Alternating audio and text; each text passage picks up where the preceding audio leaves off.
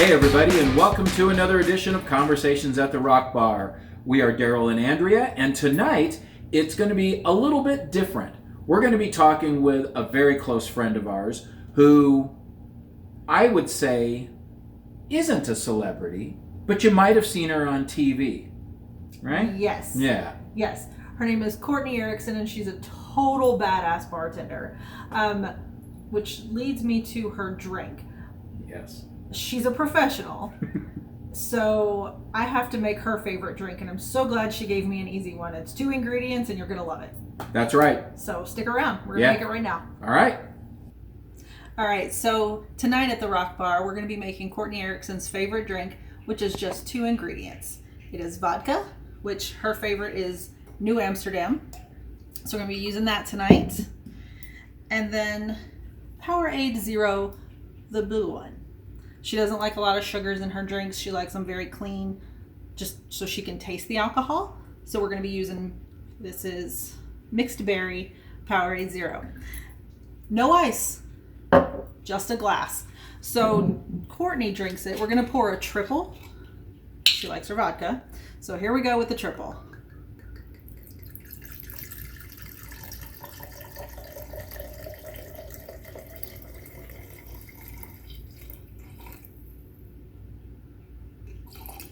Oh, that's about right.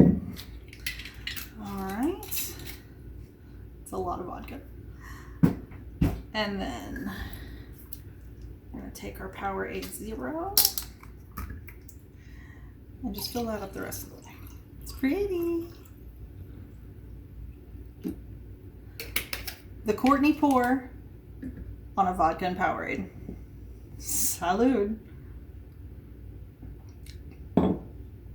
All right, so grab your drink, whether it's this or anything else you have, and join us for her conversation with her. And we are here with our bestest friend, Courtney. Yay! How you doing? I'm good. How you guys doing? We are, well, We're usually here. we could say fantastic, but considering the world, we're doing, We're here. yeah. Oh, I agree 100%. Yep. We consider you in a way a celebrity. People that are going to be watching this are going like, I don't know this person, but we'll get into why you have many facets of being a celebrity. Celebrityism in our minds. So you and I met we were sitting here kind of doing the math 4 years ago when I made my first trip to Circus Mexicus to go see Roger Clyne and the Peacemakers, and Heather and Jeremy got me down there, and we met at your restaurant, Guedo's. Yes. Because you guys didn't go to that show. No, we did not. We just did. I think we had just opened our restaurant that year, so we weren't really trying to go anywhere. So we wanted to go, but obviously we couldn't. Right. So then, fast forward a year. You guys got to go, I got to go, we got to know each other real well. Fast forward another year, Andrea got to go. And Yes. So then we all got a chance to meet. So, first celebrityism with you. You're very famous down in Rocky Point for one small little thing. I love little people, and there's a little woman that sells baked goods down there. The what is it? What is she? The empanada lady? The empanada lady. That's right. We changed into the baked goods lady when she was selling cookies the next year. I remember. So I remember the year before Andrea went, and that's when you found her the first time, and it was just. It was a manhunt for you trying to find this person. And I told Andrea about it. I go, God, I hope we find this lady again. And she came right to our table at Lucky's and sold you a bunch of stuff.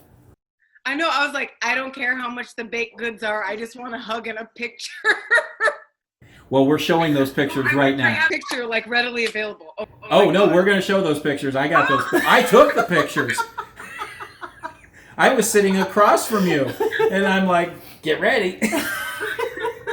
that was a blast. I had a good time. But yes, I do enjoy going down there and finding her every year. Yes, she's super sweet too. And her food, oh God, it's just amazing. Yeah. Yeah.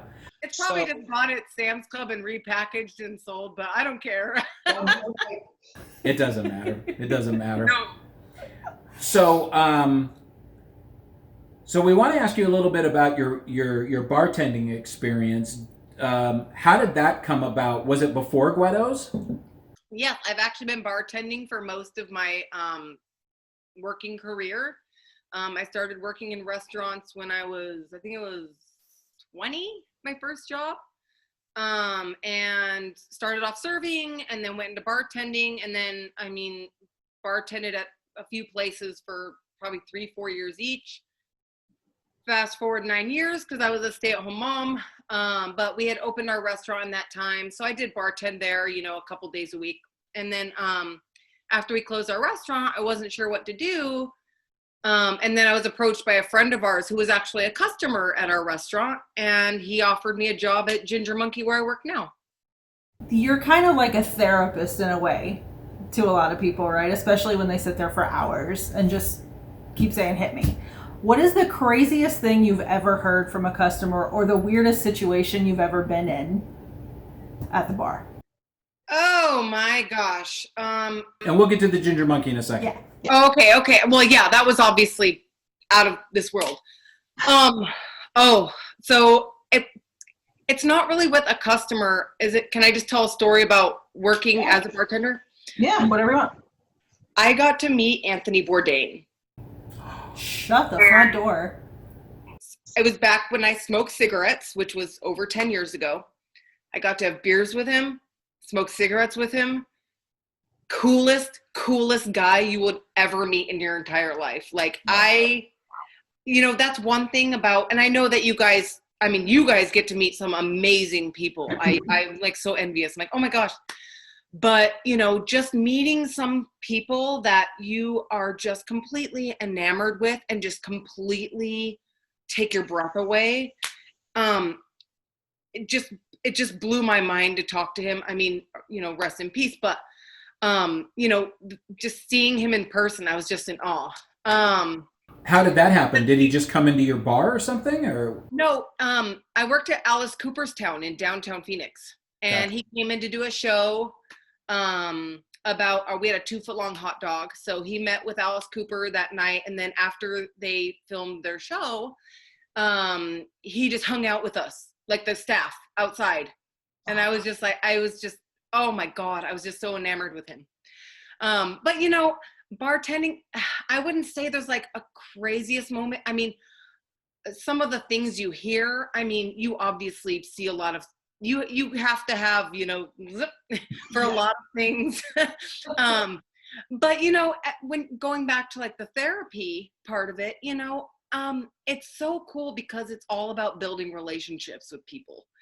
And, it's funny how people actually totally love the fact that you build those relationships with them. And, since I've started, where I'm at now in November, I have a pretty steady happy hour and like lunch crowd that comes in, just because I give good advice. I'm a good listener, I like to joke around, it's all about that. So, I've always thought, maybe I should have done something else with my life or gone to school and all this stuff.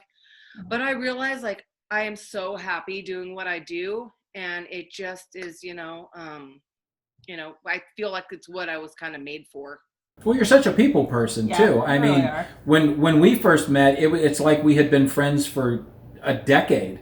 There was no uneasy feeling or weirdness. It was just like, hey, big hugs and let's party. Oh yeah, I'm like, let's hug and shots for everyone. So, but yeah, it is fun and I do enjoy it. It's just fun. It's a good time. So let's go ahead and get into the Ginger Monkey, because this is the second part of the celebrity piece that we want to do. So it's a gastropub down in Chandler, Arizona, and it was recently on a major network show.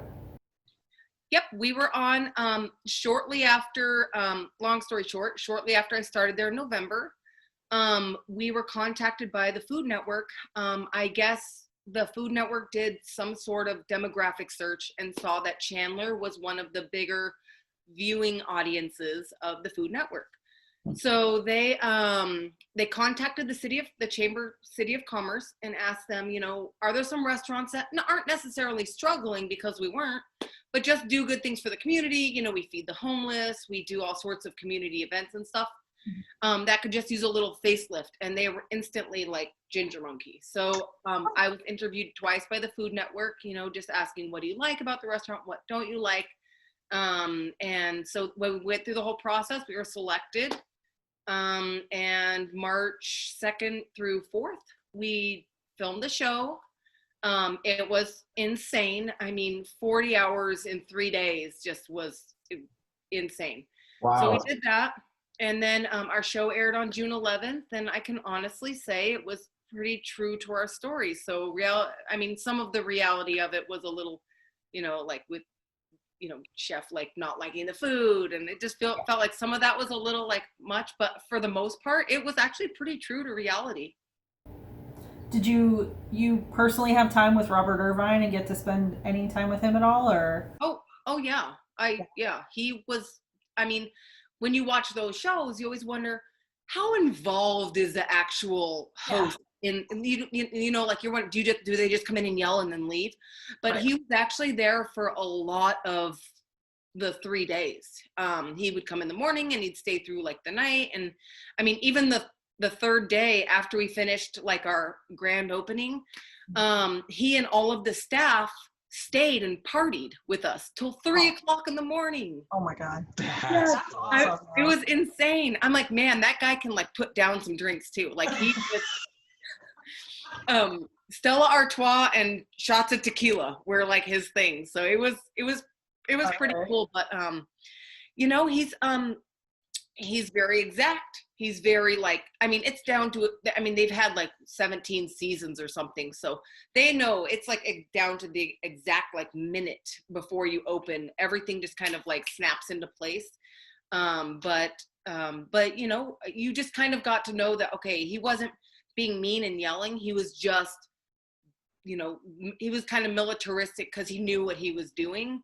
But I'm telling you, even when cameras weren't rolling, even when it was just he and I behind the bar, when he was like talking about stuff, he was helping scrub, changing light bulbs. He was really involved. It was actually, it made me feel hopeful towards like all the shows that I had watched.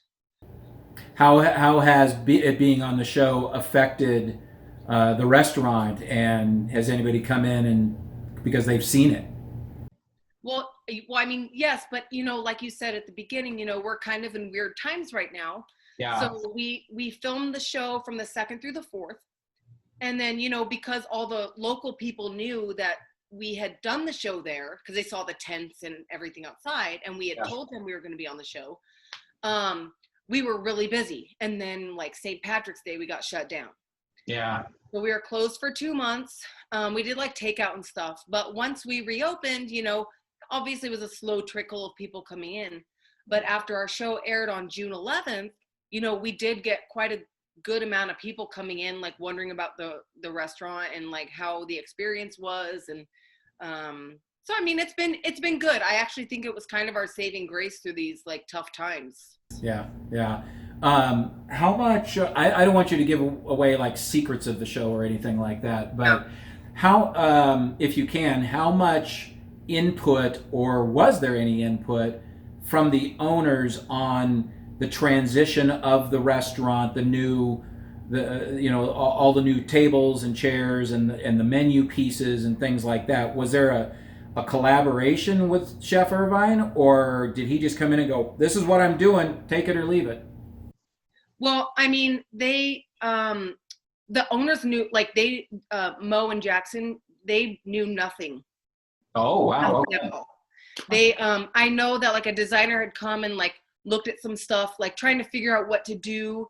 So I know that there was some pre-planning on the show's part, Okay. But when it came to I'm like, they literally were like, had no idea. When I would see them, like during the 3 days, they were allowed like in the back door, like in the office, but they knew nothing that was going on in the front. So like the reaction that you see when they walk in the door and like, uncover your eyes or whatever, was actually like legit.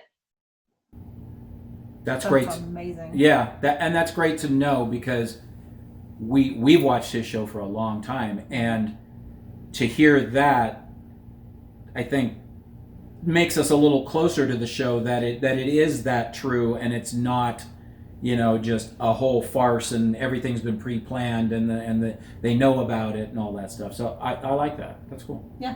Yeah, it was really interesting. And another thing too is that, you always wonder, like my biggest stress through like from filming till like the show aired was, how are they going to portray us? I know there has to be some drama. I know that there has to be some but I was just like, I really just don't want them to make us look bad just so that people will come in and say, oh, you guys were like crappy or whatever the reason was. But like I said before, how they edited the show was extremely positive. And I will say that when Robert Irvine left, he said that was one of the most, if not the most enjoyable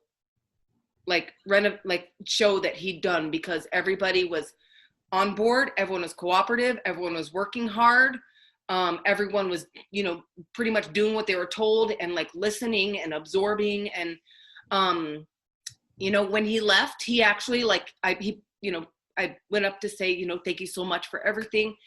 And he genuinely gave me advice just on life. And it was so cool. He was just like, the relationships you build with people and it was kind of true to how I feel about myself anyway. So he almost was like intuitive of the type of person that I was. And it really hit home, because it made me feel that in those few days, he understood that that's honestly the type of person that, I want to be.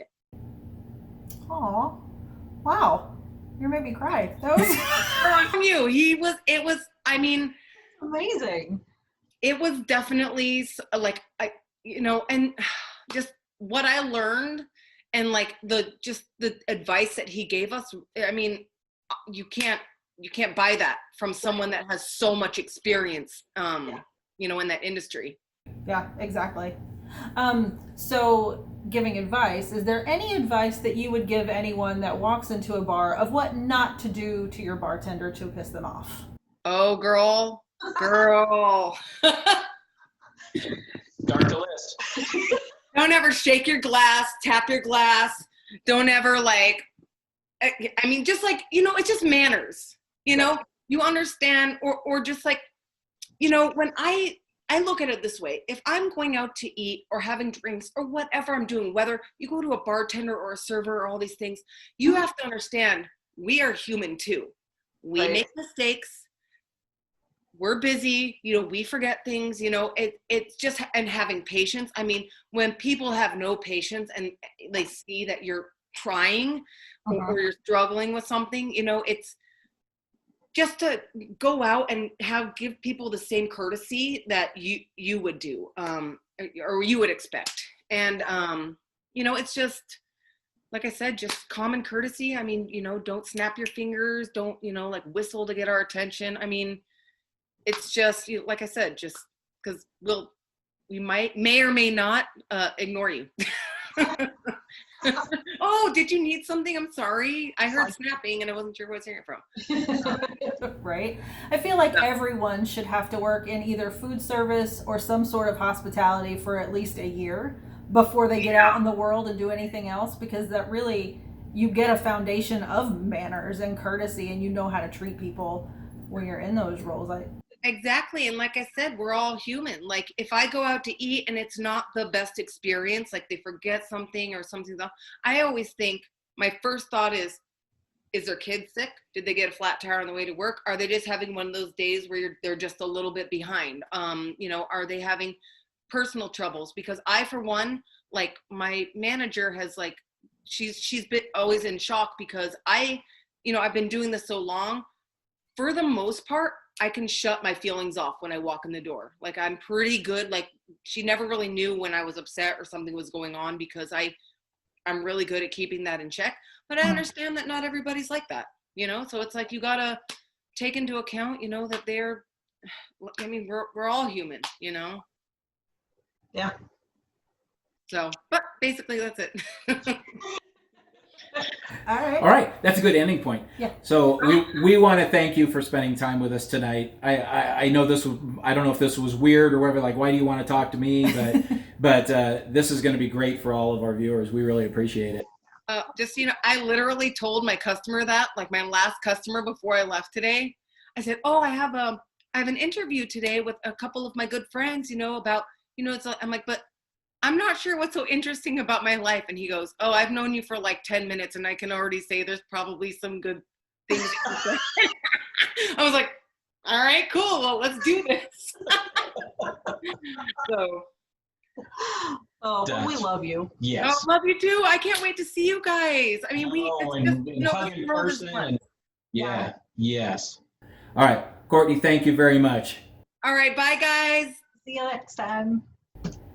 That concludes another edition of Conversations at the Rock Bar. A huge special thank you to our good friend Courtney Erickson from the Ginger Monkey and Restaurant Impossible and Loving Little People, and she's just awesome. We can't wait to see her again. She is, and make sure you tune in next time to see who else we're going to talk to, what other drinks we're going to make.